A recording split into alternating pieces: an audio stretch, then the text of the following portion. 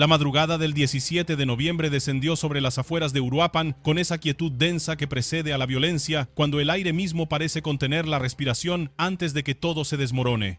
Las brechas de terracería que conectan los poblados rurales con la carretera principal yacían desiertas bajo un cielo todavía oscuro, apenas iluminadas por la luz mortecina de una luna menguante que se ocultaba detrás de nubes bajas. En esos caminos secundarios, donde el asfalto cede paso a la tierra apisonada y los árboles se cierran formando túneles naturales, la presencia humana suele limitarse a campesinos, madrugadores y transportistas que conocen cada curva de memoria. Pero esa mañana, lo que se movía por esas rutas no tenía nada de ordinario. 4 helicópteros surcaban el cielo a baja altura, sus rotores cortando el aire con un zumbido grave que resonaba entre los valles y barrancos de la región. Las aeronaves volaban en formación irregular, maniobrando de manera errática sobre zonas donde la vegetación se volvía más densa y los caminos desaparecían entre la maleza. No llevaban identificación visible, no seguían rutas comerciales, no respondían a protocolos de aviación civil. Eran máquinas de guerra repurposed, helicópteros que alguna vez sirvieron propósitos legítimos pero que ahora habían sido modificados, armados, convertidos en instrumentos de proyección de poder para una organización que había construido su dominio sobre Michoacán mediante la violencia calculada y la intimidación sistemática. Dentro de cada aeronave viajaban entre 10 y 12 hombres armados hasta los dientes, rostros cubiertos, chalecos tácticos cargados con cargadores adicionales, fusiles de asalto apuntando hacia las ventanillas abiertas. Las modificaciones artesanales en los costados de los helicópteros permitían montar ametralladoras que convertían cada aeronave en una plataforma móvil de fuego, capaz de arrasar posiciones terrestres en segundos. Esta capacidad aérea representaba una ventaja táctica que pocas organizaciones criminales en México podían presumir, un activo que les permitía moverse con impunidad, evadir retenes terrestres, transportar grandes volúmenes de sustancias y armamento, y sobre todo, proyectar una imagen de invencibilidad que mantenía aterrorizadas a comunidades enteras. Los pilotos mantenían altitudes deliberadamente bajas, volando apenas por encima de las copas de los árboles, intentando permanecer invisibles a los sistemas de radar que las fuerzas federales habían desplegado en la región como parte del recién implementado Plan Michoacán, pero lo que no sabían era que ya habían sido detectados. A las 6:30 de la mañana, un convoy de la Secretaría de Marina, que realizaba patrullaje de rutina en la carretera que conecta Uruapan con Lombardía, captó la actividad aérea no autorizada. Los elementos federales, entrenados para identificar anomalías en patrones de movimiento, reconocieron inmediatamente que aquellas aeronaves no tenían nada que hacer en ese espacio aéreo a esa hora. El comandante del convoy estableció comunicación inmediata con la base de operaciones en Morelia, su voz controlada pero cargada de urgencia al reportar lo que estaban observando. Las coordenadas fueron transmitidas, las características de las aeronaves descritas con precisión militar, y en cuestión de minutos la maquinaria de respuesta federal se puso en marcha con la eficiencia que solo años de combate contra el crimen organizado pueden forjar. La decisión de las autoridades fue contundente y no dejaba espacio para ambigüedades. Helicópteros artillados de la Marina equipados con sistemas de armamento de precisión recibieron orden de despegue inmediato desde sus bases en Morelia y Apatzingán. Simultáneamente, unidades terrestres adicionales fueron desplegadas para establecer cercos en las principales vías de acceso, cortando rutas de escape y canalizando cualquier intento de huida hacia zonas donde pudieran ser neutralizados sin poner en riesgo a población civil. El protocolo de emergencia había sido activado y con él venía la autorización para usar fuerza letal contra elementos armados que representaran amenaza directa. Lo que los pilotos del cártel no anticiparon fue que cometerían un error táctico que sellaría su destino. En lugar de alejarse del área al detectar presencia federal, los helicópteros descendieron para coordinarse con un convoy terrestre compuesto por 4 vehículos blindados que transitaba por brechas cercanas.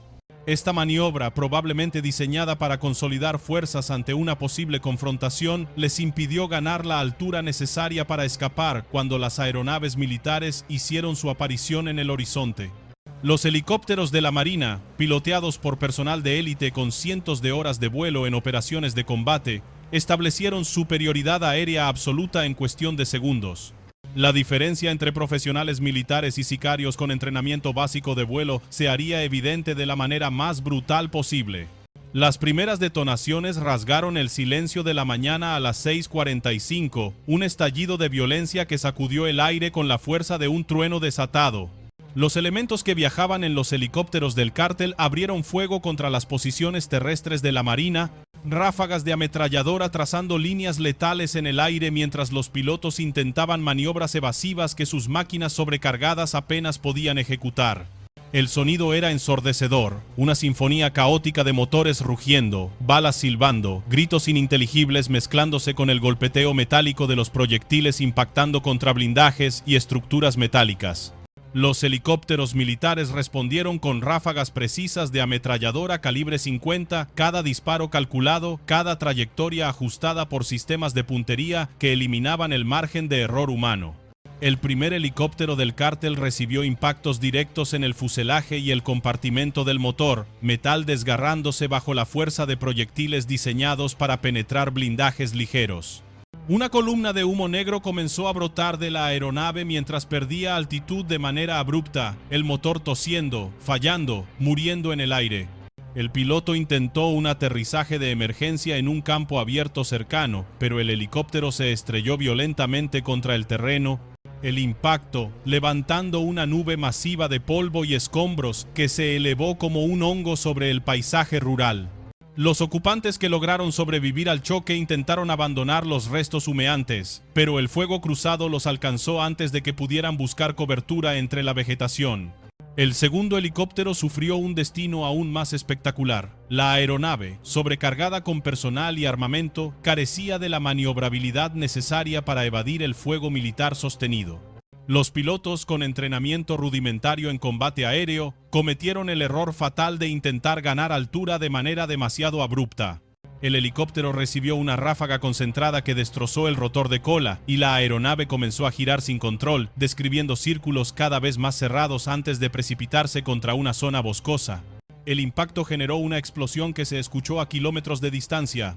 Una bola de fuego que iluminó momentáneamente el cielo matutino y que dejó una columna de humo negro elevándose hacia las nubes como una señal visible desde los poblados circundantes.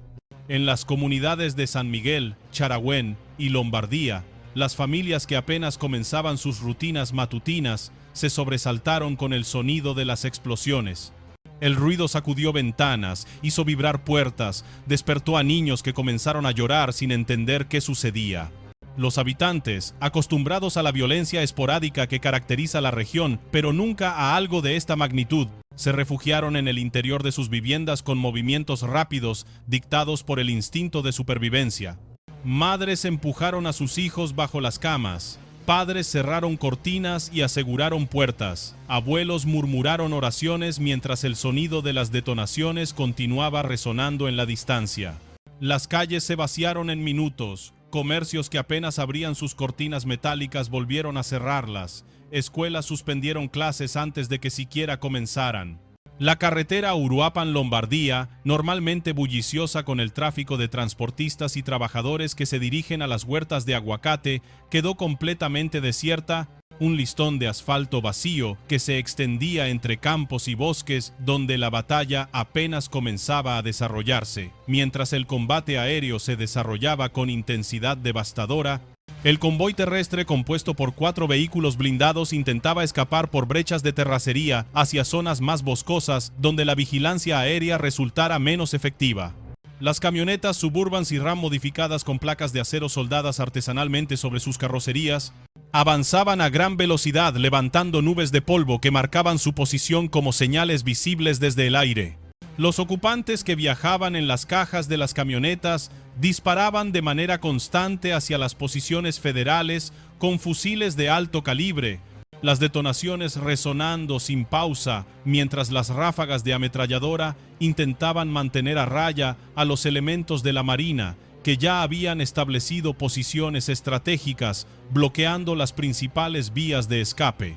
La estrategia federal era clara y se ejecutaba con la precisión de un mecanismo bien engrasado. No se trataba simplemente de detener a los vehículos, sino de canalizarlos hacia zonas donde pudieran ser neutralizados sin poner en riesgo a población civil, de forzarlos hacia terrenos donde la superioridad táctica de las fuerzas especiales navales pudiera desplegarse completamente.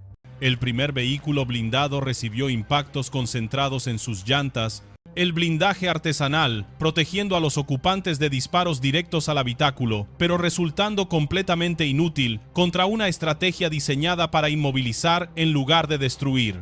Las ruedas reventadas provocaron que la camioneta perdiera control, derrapando violentamente antes de terminar volcada en una cuneta profunda, el vehículo quedando en posición invertida con las ruedas girando inútilmente en el aire.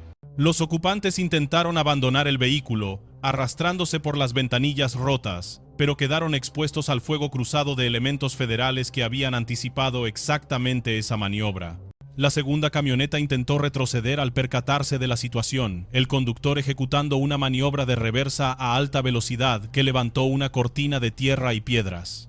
Pero un helicóptero artillado de la Marina se posicionó directamente sobre la camioneta, la sombra de la aeronave cubriéndola completamente antes de que las ráfagas desde el aire comenzaran a perforar el techo del vehículo con precisión quirúrgica.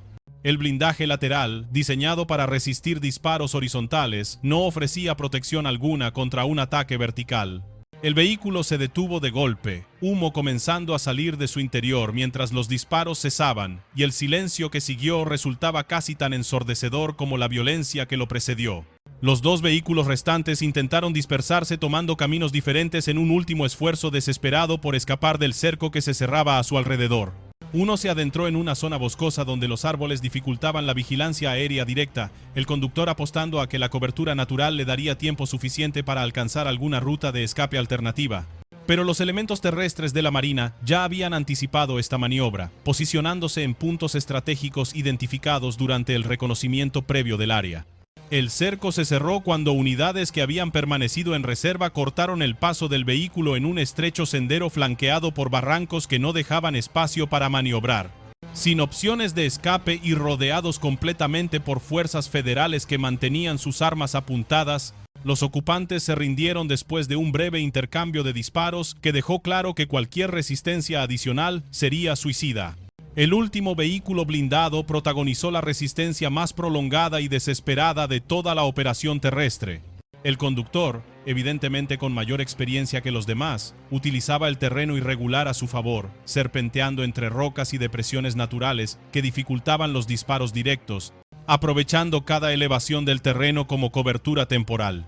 Durante casi media hora logró evadir los intentos de neutralización mientras se desplazaba de manera errática por brechas secundarias que apenas merecían el nombre de caminos, rutas que probablemente solo alguien con conocimiento íntimo de la región podía navegar a esa velocidad. Los ocupantes mantenían fuego defensivo constante, ráfagas que obligaban a los elementos federales a mantenerse en cobertura, ralentizando el avance pero no deteniéndolo. Sin embargo, la física y la logística eventualmente impusieron su ley inmutable. El combustible se agotó, el motor tosió y se detuvo, y el vehículo quedó inmóvil en medio de un campo abierto donde no había cobertura posible, expuesto completamente a las posiciones federales que lo rodeaban en un círculo cada vez más estrecho. Los ocupantes mantuvieron fuego defensivo durante varios minutos más, gastando los últimos cargadores en un acto de resistencia que rayaba en lo suicida. Cuando la munición finalmente se acabó y el silencio cayó sobre el campo de batalla, no tuvieron más opción que abandonar el vehículo con las manos en alto, sus figuras recortándose contra el cielo cada vez más luminoso, mientras elementos de la Marina se acercaban con armas apuntadas y órdenes gritadas en tono que no admitía desobediencia. Cuando finalmente cesó el fuego, aproximadamente a las 11 de la mañana, el panorama que se extendía sobre las afueras de Uruapan resultaba devastador para la estructura del cártel. 47 elementos habían perdido la vida en el enfrentamiento, la mayoría de las bajas ocurridas en los accidentes de los helicópteros y durante los primeros minutos del combate terrestre, cuando la superioridad de fuego federal resultó absolutamente abrumadora. 8 personas fueron detenidas, todas ellas presentando heridas de diversa consideración que requerían atención médica inmediata. Los detenidos fueron trasladados bajo custodia militar a instalaciones en Morelia, donde equipos médicos los estabilizaron antes de que fueran puestos a disposición de las autoridades correspondientes para iniciar los procesos de investigación e interrogatorio que revelarían detalles adicionales sobre la estructura operativa del cártel en la región. El arsenal asegurado durante el operativo superó todas las expectativas de los comandantes federales, revelando un nivel de armamento que confirmaba la naturaleza paramilitar de la organización criminal. El inventario preliminar documentó más de 60 armas de alto poder, incluyendo 32 fusiles de asalto tipo cuerno de chivo, 23 rifles AR-15, 3 fusiles Barrett calibre 50 de uso antimaterial capaces de perforar blindajes de vehículos ligeros, 4 lanzagranadas y más de 40.000 cartuchos de diferentes calibres almacenados en cajas que llevaban marcas de origen extranjero. Varios de los vehículos terrestres tenían montadas ametralladoras calibre 50 en sus cajas, configuración típica de unidades diseñadas específicamente para enfrentamientos territoriales prolongados. Pero el hallazgo más significativo ocurrió durante la inspección detallada de los vehículos y los restos de los helicópteros, cuando equipos especializados localizaron compartimentos ocultos que contenían exactamente 356 kilogramos con 600 gramos de diversas sustancias ilícitas.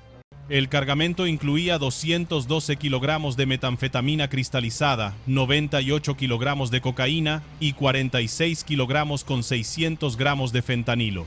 El valor de mercado de este cargamento se estimaba en varios millones de dólares, pero más allá del impacto financiero, la presencia de fentanilo resultaba particularmente alarmante considerando la crisis de salud pública que esta sustancia había generado en Norteamérica, una droga aproximadamente 50 veces más potente que la heroína y 100 veces más potente que la morfina, capaz de causar sobredosis fatales con dosis microscópicas. Los helicópteros destruidos representaban una pérdida operativa sin precedentes para el cártel en Michoacán. Estas aeronaves, adquiridas probablemente en el mercado negro o mediante empresas fachada, tenían un valor aproximado de entre $500,000 y $1 millón cada una, dependiendo del modelo y las modificaciones instaladas. Más allá del costo económico, la pérdida de capacidad aérea representaba un golpe estratégico devastador que alteraba fundamentalmente el equilibrio de poder en la región. Los helicópteros habían permitido a la organización movilizarse rápidamente entre territorios fragmentados, evadir retenes terrestres que bloqueaban carreteras principales, transportar grandes cantidades de sustancias y armamento sin exponerse a inspecciones, y proyectar poder mediante sobrevuelos intimidatorios sobre comunidades que vivían bajo su sombra. Sin estas aeronaves, el cártel perdía una ventaja táctica que consideraban decisiva para mantener control territorial frente a grupos rivales y autoridades federales, quedando reducidos a las mismas limitaciones de movilidad que enfrentaban otras organizaciones criminales. La carretera Uruapan-Lombardía permaneció cerrada durante más de 6 horas mientras equipos especializados aseguraban la zona de operaciones. Elementos de la Marina y el Ejército mexicano establecieron retenes en ambos extremos para evitar que civiles ingresaran accidentalmente al área donde todavía se realizaban tareas de inspección y recolección de evidencia. Cientos de vehículos particulares y unidades de carga formaron filas kilométricas en ambos sentidos, transportistas que llevaban cargamentos perecederos observando con impotencia cómo las horas transcurrían sin poder continuar sus rutas comerciales. Comerciantes que dependían del tránsito diario para subsistir enfrentaron pérdidas económicas considerables, pero la mayoría de los habitantes comprendieron que el cierre temporal resultaba necesario para garantizar su seguridad. La magnitud del operativo requería que las autoridades aseguraran minuciosamente cada centímetro del área afectada, una tarea que no admitía prisas ni atajos. Equipos especializados en explosivos revisaron meticulosamente los restos de los helicópteros para descartar la presencia de granadas o munición sin detonar que pudiera representar peligro para los equipos de investigación. Peritos forenses documentaron la escena del enfrentamiento con precisión fotográfica, capturando evidencias desde múltiples ángulos que serían fundamentales para los procesos judiciales posteriores. Especialistas en balística recogieron casquillos y proyectiles para análisis que permitirían reconstruir la secuencia exacta de eventos y determinar la procedencia de las armas utilizadas. La inspección de los 4 vehículos blindados reveló detalles adicionales sobre la sofisticación operativa del cártel que iban más allá del simple blindaje artesanal. Además de las placas de acero soldadas sobre las carrocerías, los vehículos estaban equipados con sistemas de comunicación encriptada de nivel militar, múltiples teléfonos satelitales que permitían coordinación en áreas sin cobertura celular, mapas detallados de la región con anotaciones manuscritas, señalando posiciones de retenes federales y rutas alternas, y credenciales falsas de diversas corporaciones de seguridad privada. Estos documentos apócrifos permitían a los ocupantes transitar por carreteras, haciéndose pasar por guardias de empresas legítimas, una táctica cada vez más común entre organizaciones que buscaban evadir revisiones de autoridades sin levantar sospechas inmediatas. Los sistemas de comunicación recuperados fueron enviados a especialistas en inteligencia electrónica que analizarían contactos, coordenadas almacenadas y patrones de comunicación que podrían revelar ubicaciones de campamentos clandestinos, rutas de abastecimiento y conexiones con otras células operativas. El operativo del 17 de noviembre ocurría exactamente 6 días después del inicio formal del Plan Michoacán, que contemplaba el despliegue de casi 2.000 elementos de las Fuerzas Armadas en la entidad. Esta proximidad temporal no era coincidencia, sino evidencia de que el cártel estaba respondiendo de manera agresiva a la presión federal incrementada. El convoy aéreo y terrestre interceptado muy probablemente se dirigía a establecer posiciones defensivas contra grupos rivales o ejecutar algún tipo de operación de alto impacto antes de que la presencia militar se intensificara aún más en la región. La respuesta contundente de las fuerzas federales demostraba que estaban preparadas para enfrentar cualquier nivel de escalamiento que las organizaciones criminales intentaran, que la decisión de confrontar el poder militar del Estado mexicano tendría consecuencias devastadoras e inmediatas. Durante las horas posteriores al enfrentamiento, la presencia militar en Uruapan y municipios cercanos se incrementó de manera notable y visible.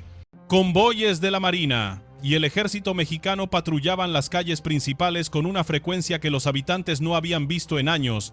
Helicópteros sobrevolaban constantemente zonas urbanas y rurales en patrones de vigilancia que cubrían prácticamente todo el territorio municipal.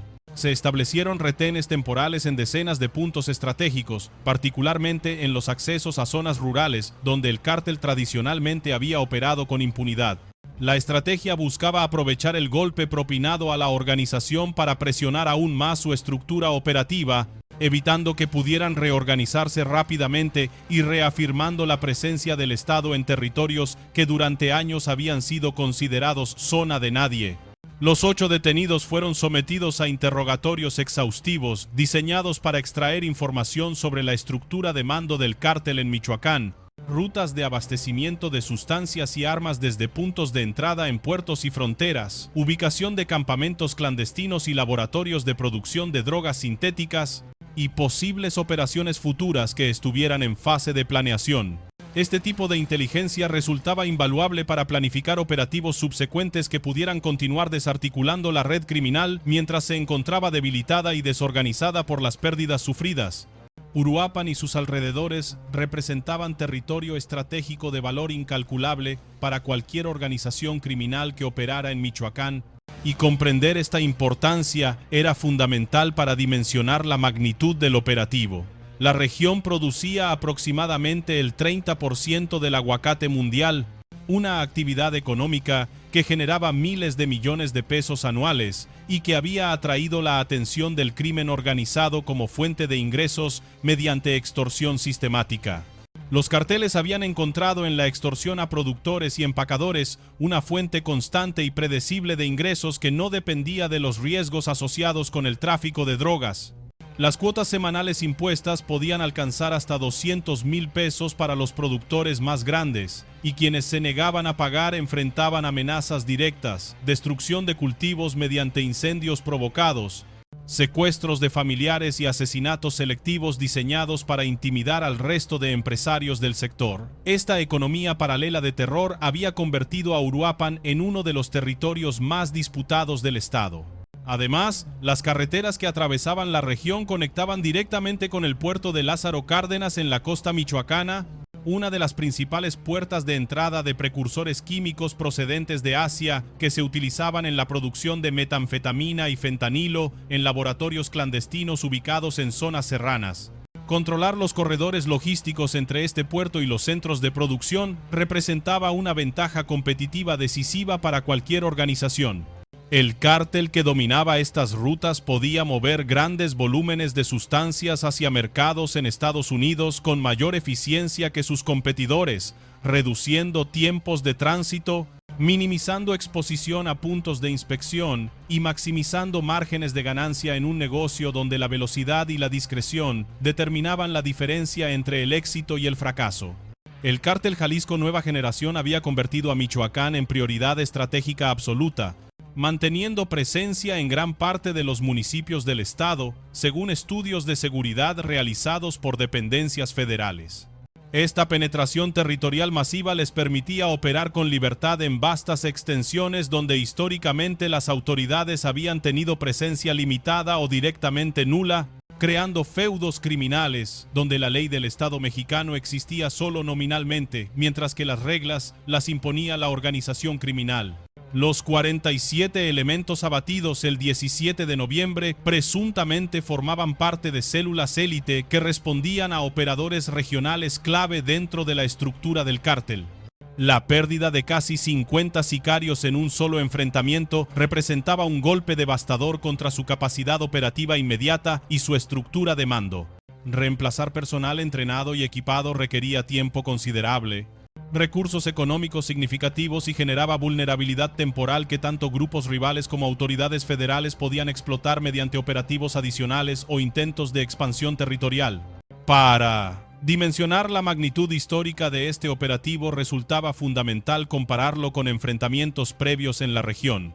Durante todo el año, Uruapan había registrado múltiples operativos federales que habían resultado en decomisos importantes de armas, sustancias y vehículos, pero nunca antes se habían derribado múltiples helicópteros en un solo enfrentamiento en territorio mexicano. De hecho, el decomiso de aeronaves utilizadas por grupos criminales era relativamente poco común en el país.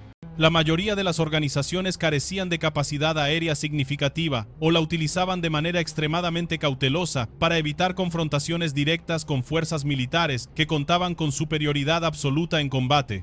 Que el cártel decidiera desplegar 4 helicópteros simultáneamente evidenciaba tanto su nivel de recursos financieros como una confianza excesiva en su capacidad operativa, una arrogancia que resultó fatal cuando se enfrentaron a la realidad del poder militar profesional.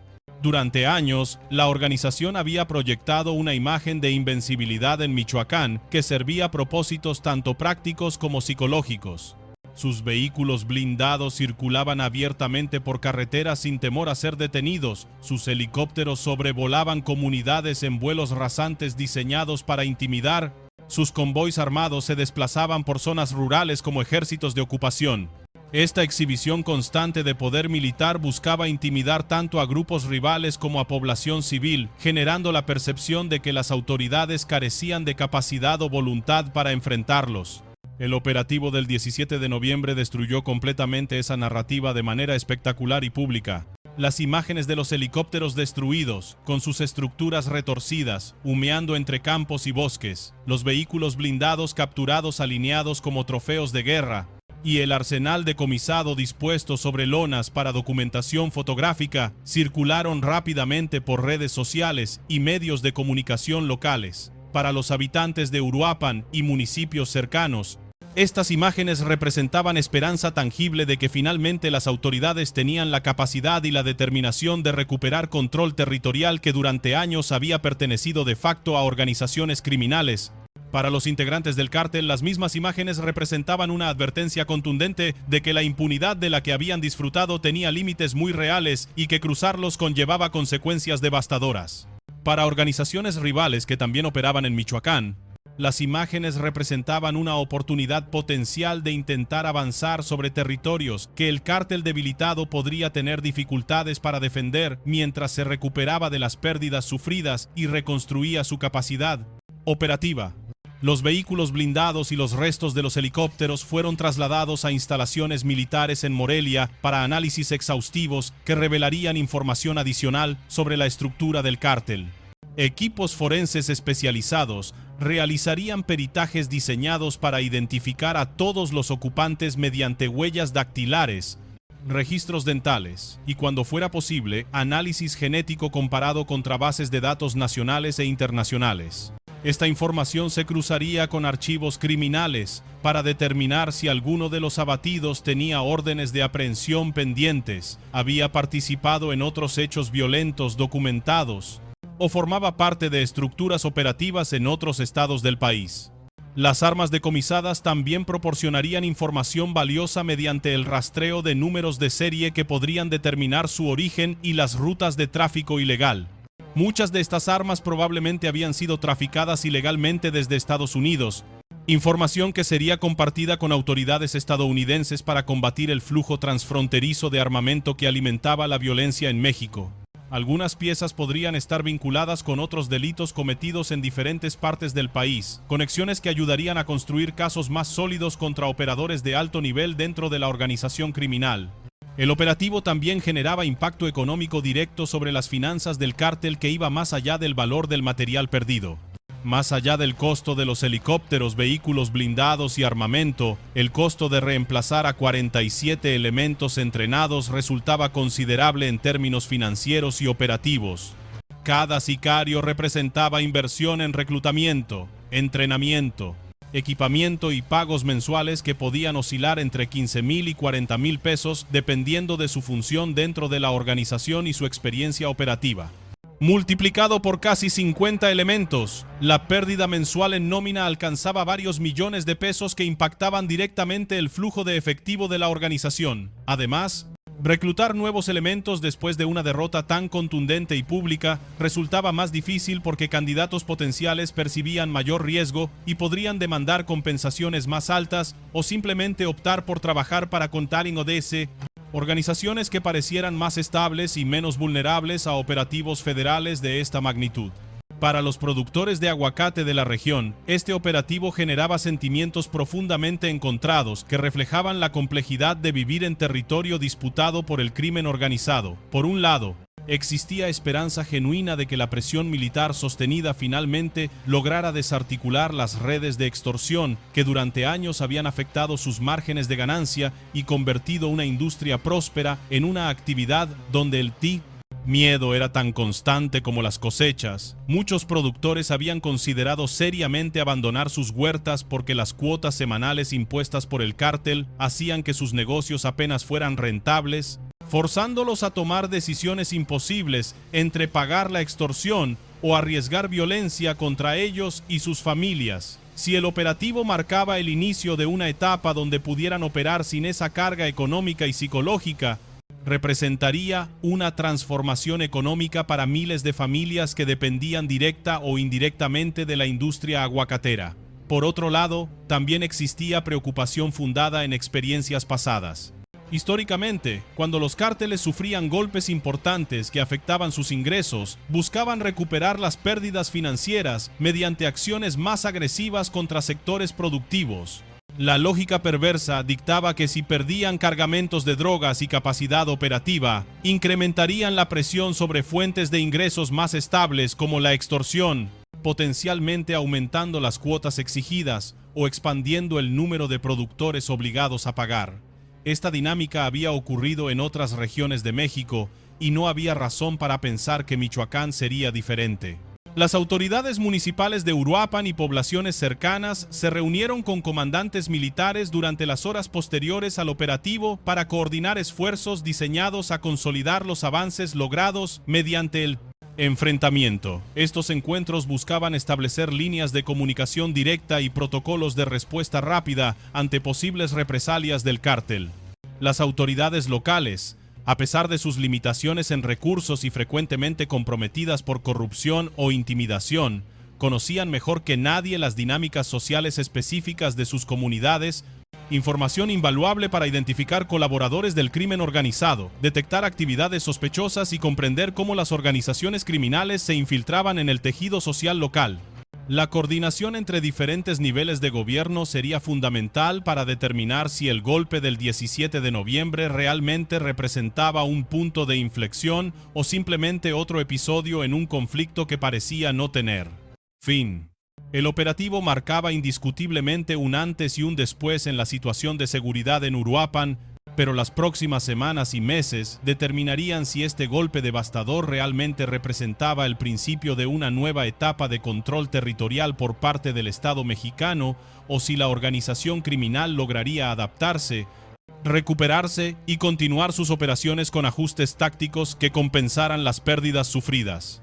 La historia del combate contra el crimen organizado en México estaba llena de operativos exitosos que habían resultado en decomisos significativos y bajas importantes para los cárteles, pero también estaba llena de ejemplos donde esos éxitos tácticos no se traducían en cambios estratégicos duraderos porque las estructuras criminales demostraban capacidad de adaptación y regeneración. Lo que resultaba indiscutible, sin embargo, era que las fuerzas federales habían demostrado capacidad técnica y determinación política para enfrentar directamente incluso las expresiones más agresivas y mejor armadas del crimen organizado. Los helicópteros derribados, los 47 elementos caídos, el arsenal decomisado y los más de 350 kilogramos de sustancias incautadas enviaban un mensaje inequívoco de que la impunidad tenía límites muy concretos y que cruzarlos resultaría en respuestas contundentes que no distinguirían entre soldados rasos y operadores de alto nivel. Para los habitantes de Uruapan y las comunidades circundantes, que durante años habían vivido bajo presión constante del crimen organizado, que habían visto circular vehículos blindados por sus calles como recordatorios diarios de quién realmente controlaba el territorio, que habían escuchado helicópteros sobrevolar sus casas en la madrugada sabiendo que no pertenecían a autoridades legítimas, este operativo representaba un momento de esperanza frágil pero real. Esperanza de que finalmente podrían recuperar algo de la tranquilidad y seguridad que merecían como ciudadanos de un país que en papel garantizaba el Estado de Derecho, pero que en la práctica había cedido vastas extensiones de territorio a liga travesura del arco mentilente. Organizaciones criminales. Las familias que se habían refugiado en sus casas durante las 5 horas de combate, que habían abrazado a sus hijos mientras las paredes temblaban con cada explosión lejana, ahora salían cautelosamente de vuelta a las calles, observando el incremento en patrullajes militares con mezcla de alivio y escepticismo forjado por años de promesas incumplidas. La carretera finalmente fue reabierta al tráfico cuando los equipos de investigación completaron su trabajo de documentación y recolección de evidencia y el flujo de vehículos se reanudó lentamente, transportistas retomando sus rutas con horas de retraso, trabajadores dirigiéndose a las huertas de aguacate, estudiantes que habían perdido el día de clases regresando a sus hogares. La vida cotidiana se reanudaba con esa resiliencia característica de comunidades que han aprendido a continuar funcionando, incluso después de episodios de violencia extrema. Pero algo había cambiado en el ambiente. Las conversaciones en mercados y tiendas giraban inevitablemente hacia el operativo, personas compartiendo lo que habían escuchado, especulando sobre lo que significaría para el futuro, debatiendo si realmente representaba un cambio fundamental o simplemente otro capítulo en una historia sin fin aparente. Los más viejos, aquellos que recordaban tiempos cuando Uruapan era conocido por sus huertas y su clima agradable, en lugar de por violencia entre cárteles, expresaban esperanza cautelosa de que quizás, finalmente, las cosas podrían comenzar a mejorar. Los más jóvenes, que habían crecido con la presencia del crimen organizado como realidad normalizada, mostraban escepticismo más pronunciado, habiendo visto demasiadas veces cómo operativos que parecían contundentes resultaban ser victorias temporales que no cambiaban las dinámicas fundamentales de poder en la región. En las instalaciones militares donde los 8 detenidos permanecían bajo custodia, los interrogatorios continuaban con metodología diseñada para extraer información sin violar protocolos legales que pudieran comprometer futuros procesos judiciales. Los detenidos enfrentaban decisiones difíciles sobre cooperar o mantener silencio, sabiendo que la cooperación podría resultar en sentencias reducidas, pero también en ser marcados como traidores por una organización que no perdonaba deslealtades. La información que proporcionaran sería analizada, verificada mediante inteligencia independiente y utilizada para planificar operativos subsecuentes contra la estructura del cártel en Michoacán y potencialmente en otros estados donde mantenían presencia. Las próximas semanas serían críticas para determinar si las autoridades podían capitalizar el momento de debilidad del cártel o si la organización lograría reorganizarse antes de que nuevos golpes pudieran ser asestados. En los días siguientes al operativo, comenzaron a circular rumores en las comunidades rurales sobre movimientos inusuales de vehículos en zonas remotas, sobre reuniones de emergencia entre operadores del cártel que intentaban evaluar los daños y planificar respuestas, sobre posibles represalias contra informantes reales o imaginados que pudieran haber proporcionado inteligencia que llevó al operativo. Algunos de estos rumores tenían fundamento en observaciones reales, otros eran producto de paranoia colectiva alimentada por años de vivir en ambiente donde la información podía significar la diferencia entre vida y muerte.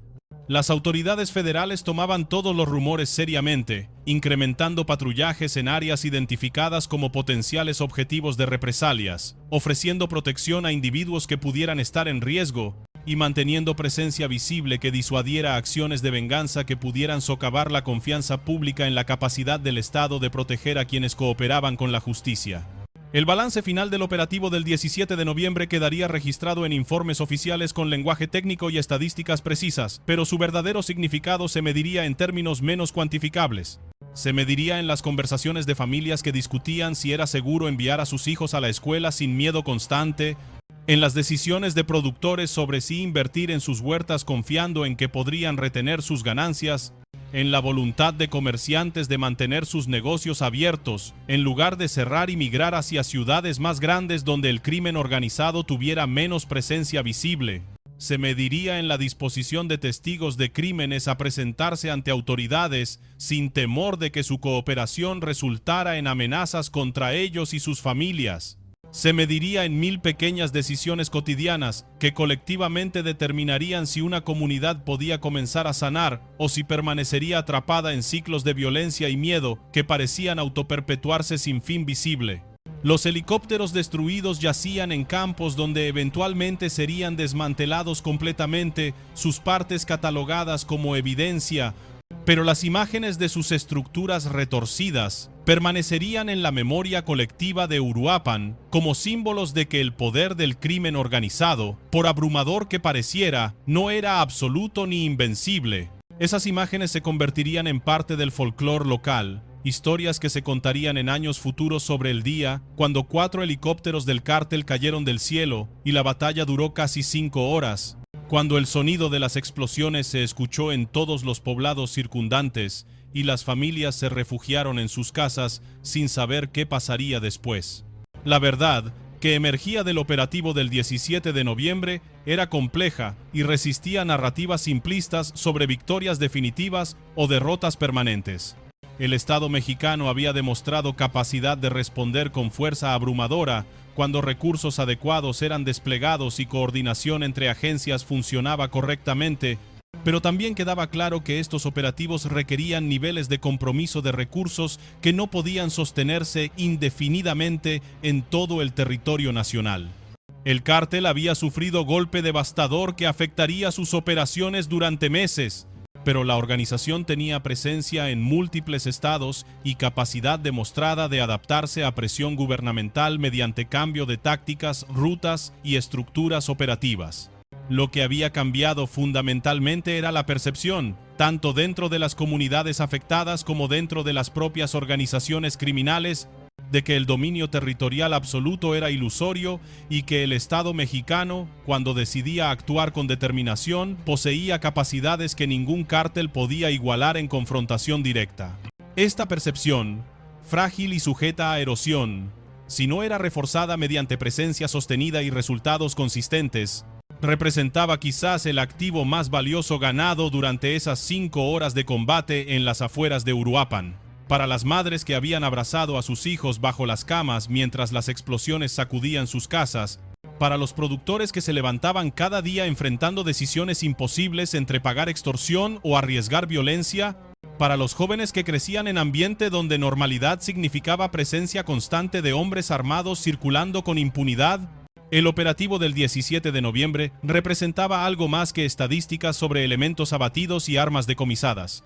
Representaba evidencia tangible de que el futuro no tenía que ser simplemente repetición del pasado, de que cambio era posible aunque el camino hacia ese cambio estuviera lleno de incertidumbre y riesgos que nadie podía predecir con certeza.